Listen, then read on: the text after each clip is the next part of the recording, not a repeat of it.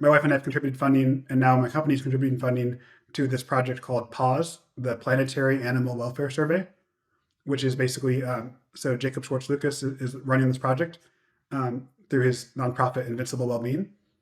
And then basically the project seeks to survey basically the kind of the quantity of qualia across different types of animals. So basically being able to say that like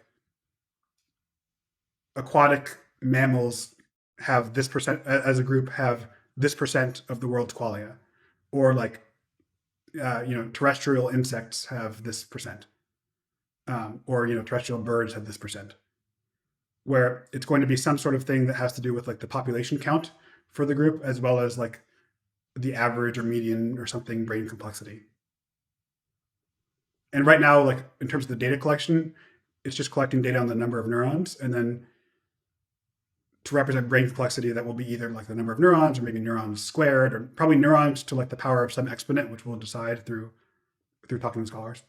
I think that basically it can inform philanthropy, including corporate philanthropy and other sorts of philanthropic efforts.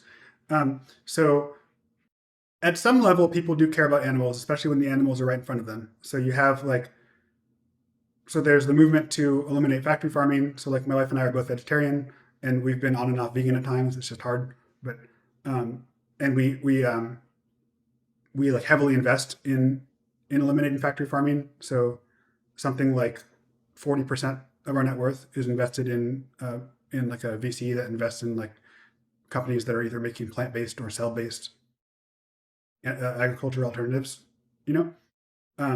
and so that's one area. So like that's an area that our gut tells us is an effective intervention, but we don't know, right? It might turn out that like maybe the most effective thing is to do some other project that helps terrestrial insects or something, right?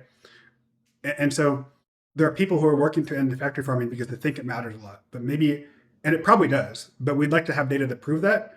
And if it doesn't, then the money should be directed elsewhere.